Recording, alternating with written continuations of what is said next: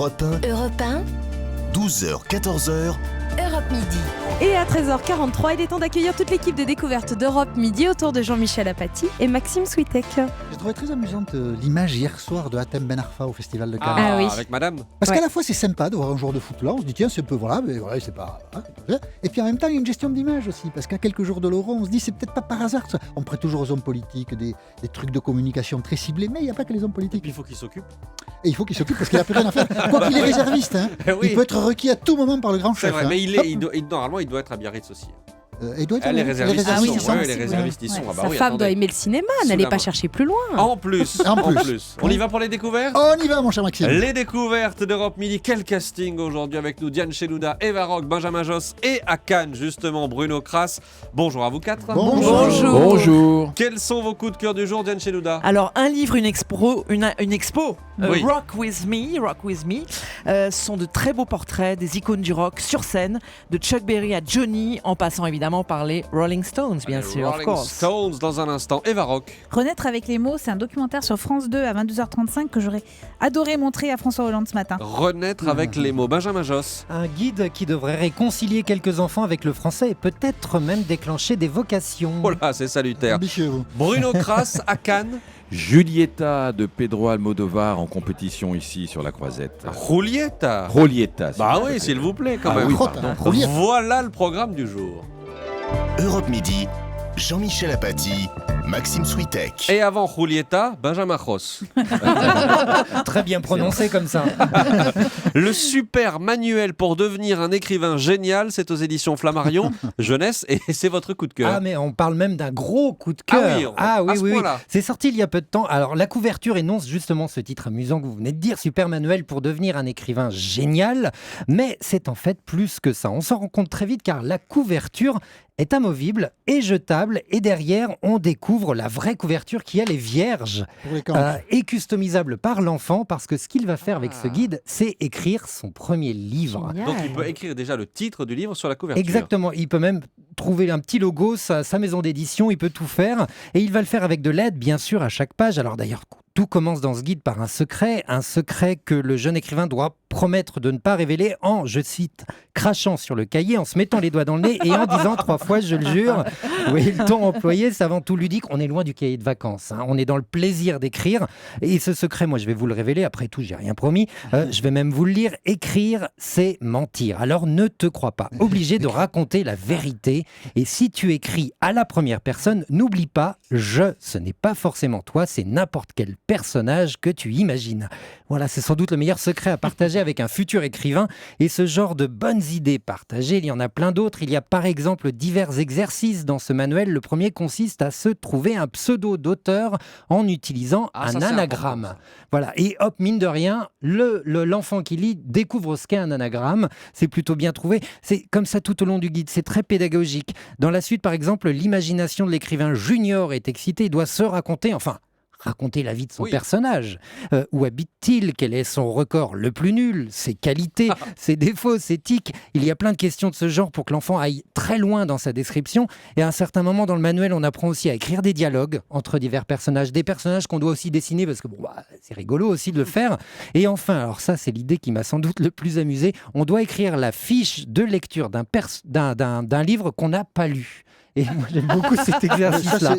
On appelle ça du journalisme. C'est tout simple. Alors là, C'est moche de dire ça. Ah non. Bref, ce guide, c'est une trame, une panoplie de bonnes idées pour donner l'envie aux enfants entre 9 et 13 ans d'inventer des histoires, de s'amuser avec l'écriture et de le faire sans culpabiliser des erreurs qu'on pourrait faire, parce qu'on l'apprend dans ce guide, un écrivain, ça se trompe, ça rature, ça se corrige et ça fait des gribouillis. mais Voilà. sans s'engager dans un débat métaphysique, hein, dire que écrire c'est mentir, même si c'est un roman, c'est quand même une grosse bêtise. Hein. Vraiment. Ah bon. Parce que ça, un auteur qui met pas de lui-même, si vous voulez. Ah bah oui. mais- bien mais- sûr. mais- alors là, mais- on mais- ne peut mettre que de alors dans ce cas- soi-même. Oui, Dans mais ce cas, ça on veut va dire dire que que c'est quand même une mentir, hein. transformation. Ah, C'est oui, quand mais même c'est une pas du mensonge. transformation. Eh Un oui, auteur, oui, ça mais- s'arrange Il y a avec un la autre réalité. exercice pour Jean-Michel Apathy Ouais. que me signale Eva Rock. Et pour c'est pas terminer, gentil, Eva. et pour Allez-y. terminer, imagine que tu es candidat à une élection, alors pas celle de Miss Monde bien sûr, Ah non, et, ça, pas pour moi, non. et invente le Ça, c'est slogan qui te fera élire. Je vous assure, j'ai lu tout C'est ce qui était génial. marqué. Apathie pour la vie.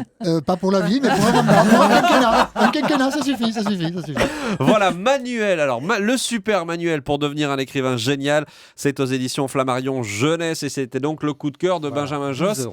Merci Benjamin, ça coûte effectivement 12 €. Bruno Kras en duplex de Cannes pour Julieta de Pedro Almodóvar.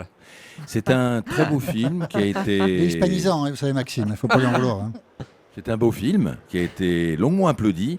Et vous savez, Almodóvar, qu'on connaît bien maintenant, c'est son 20e film. Au début de sa carrière, il était un peu dans le kitsch et la provocation. Et plus il vieillit, plus il mûrit, plus il fait simple et sobre.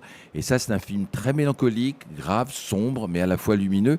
C'est l'histoire de Julieta, qui est une femme d'une 50aine d'années, dont on sent le regard blessé par la vie. Elle va partir s'installer au Portugal, elle est à Madrid, mais elle rencontre dans la rue une amie de sa fille. On va comprendre qu'elle n'a pas vu sa fille depuis une 15aine d'années, parce qu'il y a eu un drame dans sa vie.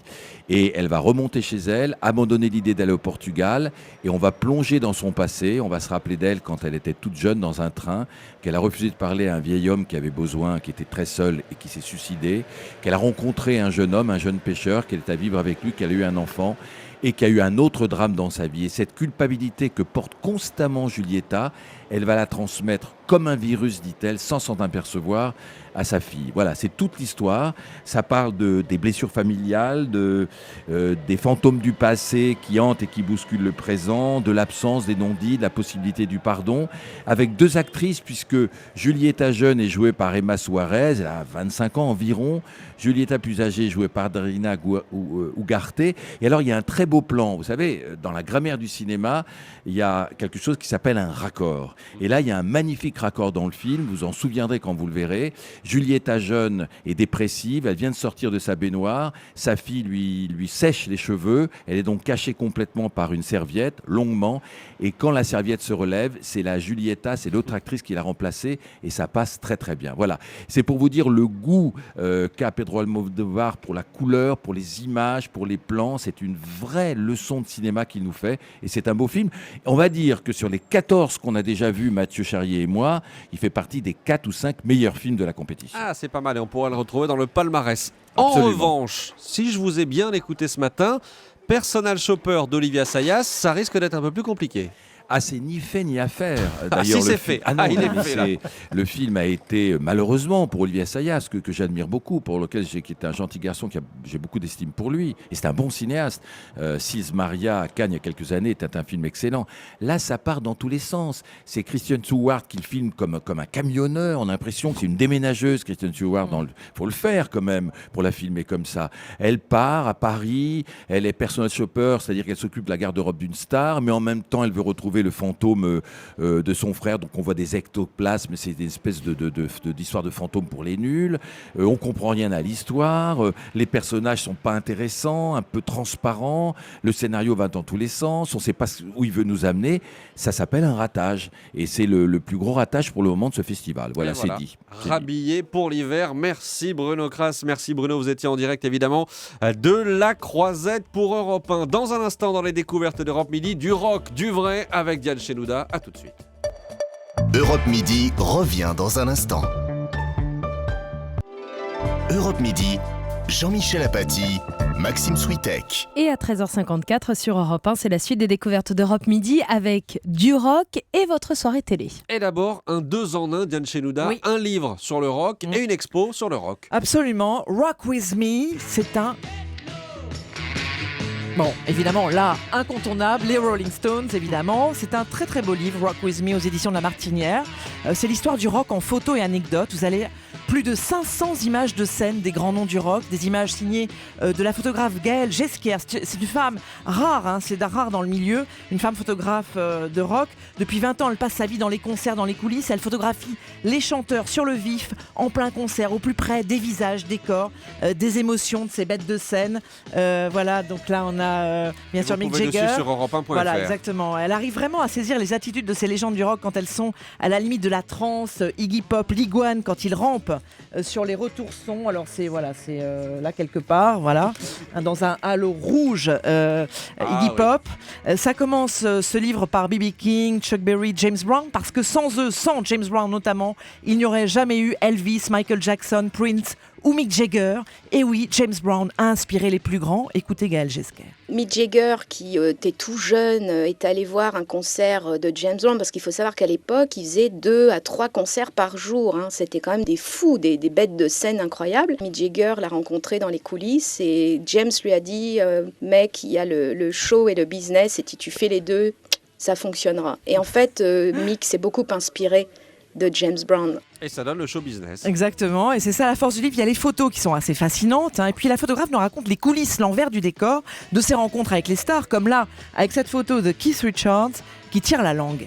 Keith Richards tire la langue parce qu'on est en lendemain de la Coupe du Monde de football. Materazzi, le groupe des Italiens ont gagné. Zidane a fait le coup de boule. Et quand j'arrive dans l'arène à Milan, tout le monde est pour le groupe Materazzi. Tout le monde crie champion du monde et plus personne ne calcule les Stones. Et Keith Richards, ça l'énerve, alors il tire la langue au public. C'est excellent. Drôle ça. Très drôle, oui. Alors les Stones, on les a aussi avec le boss, avec Bruce Springsteen. Et puis il y a une très belle série de photos sur David Bowie sur scène. Il voulait que ses concerts soient comme des œuvres d'art. Et puis il y a des portraits plus intimes de la star, de Bowie, dans un petit parc à Paris. Écoutez. Je lui ai demandé comme à un copain, est-ce que tu peux venir faire une photo dans le parc à côté ? Il a lâché tous les gardes du corps. Il y avait 2 petites dames qui donnaient des graines aux pigeons. Et en fait, on a fait les photos comme ça. Je lui ai parlé vraiment très simplement. Et il m'a remercié de ce moment où il n'était pas une rockstar. Voilà, il faut y aller. Je vous invite à venir samedi à la Black Gallery, place des Vosges à Paris. Gaël Jesquer va dédicacer son livre. Ces photos sont exposées jusqu'au 30 juillet. Puis c'est une galerie qui est formidable, que j'ai découverte hier, qui est spécialisée dans la photo noir et blanc et dans les photos d'icônes de rock. Il y a des superbes photos de Keith Richards, de Mick Jagger encore lui, Miles Davis aussi. Enfin, c'est vraiment une très belle galerie, la Black Gallery. Rock With Me, c'est le nom du livre et c'est votre coup de cœur aujourd'hui. Merci Diane. Eva Rock, votre coup de cœur à vous, c'est votre choix télé. Renaître avec les mots, c'est ce soir 22h35 sur France 2. Et oui, un documentaire que j'aurais donc adoré montrer à François Hollande ce matin. 3 personnes que la journaliste Alexandra Alévèque avait rencontrées il y a 2 ans. C'est Marie-Agnès, Joël et Thierry qui sont illettrés. Et puis un jour, ils ont accepté d'aller à l'association qui s'appelle Mots et Merveilles. Déjà, le nom de l'association sonne bien. Pour suivre des cours, apprendre à lire et à écrire. Alors évidemment, leur vie a changé. Parce que d'abord, elles parviennent à faire les devoirs à leurs enfants. Et parce qu'elles parviennent surtout à parler avec les autres. Et c'est Joël qui le raconte. Avant, je marchais la tête baissée. Mais la tête abaissée, on voit rien. On voit juste par terre. Par terre, il y a avec du macadam. Il y a que du béton. Et maintenant que j'arrive à parler aux gens, je me tiens droite, la tête haute. Alors ça, c'est Joël. Et puis, moi, j'ai été très émue par Marie-Agnès. Elle est pour la première fois allée au théâtre avec sa fille. C'est une pièce de Molière. Écoutez l'ambiance. C'est super, punaise. C'est trop bien fait. Je m'attendais à que je ne comprendrais pas tous les mots, mais en fait, si, j'ai tout compris. J'ai compris les mots. Non, c'était trop bien. Alors Marie-Agnès, elle a regretté de ne pas y être allée avec son dictionnaire voir Molière. Mais depuis, elle prend des cours de théâtre sous l'œil admiratif de sa fille qui, elle, de son côté, passe le bac de français. Là où moi j'ai échoué, elle a réussi. Et moi, c'est ma fierté parce que... Tu veux qu'on ait ce que toi, t'as pas eu. Et je pense que d'une certaine manière, tu veux pas qu'on te ressemble, tu veux pas qu'on... Non, surtout pas. Qu'on fasse comme toi. Moi, ma vie, c'est... Moi, jusqu'à ce que je vous ai... Moi, ma vie, c'était comme un échec, franchement. Elle ira très loin, puis c'est une bonne tête. C'est une personne agréable. C'est sacrément touchant. C'est sacrément touchant. C'est des vies qui sont bouleversées parce que tout à coup, en fait, savoir lire et écrire apporte de la confiance. Il y a les corps qui changent, qui s'affirment, les mots qui viennent plus facilement aussi et l'estime de soi avec. Elles se féminisent, par exemple, ces 2 personnes. Elles sont absolument incroyables. Vous allez les voir, ils sont 3, 2 femmes et un homme. Ils renaissent, en fait, et surtout ces 3 personnes qui vont de nouveau rêver et envisager leur quotidien autrement. Renaître avec les mots, France 2, 22h35. En quelques secondes, votre bonus ? Alors, changement d'adresse, c'est Battlezig sur D17 à 20h55. C'est pour vous, Maxime. C'est un nouveau divertissement qui est présenté par Jean-Marc Généreux, vous savez, le juré de Danse avec les stars. Exactement. Et Amélie Bitoun. En fait, il y a plein de blind tests. Ah oui, voilà, c'est vraiment pour s'amuser avec la musique, chanter et danser. Vous pouvez passer un bon moment et Maxime va tout déchirer parce qu'il est trop fort. C'est sur D17. Merci beaucoup, Eva Rock.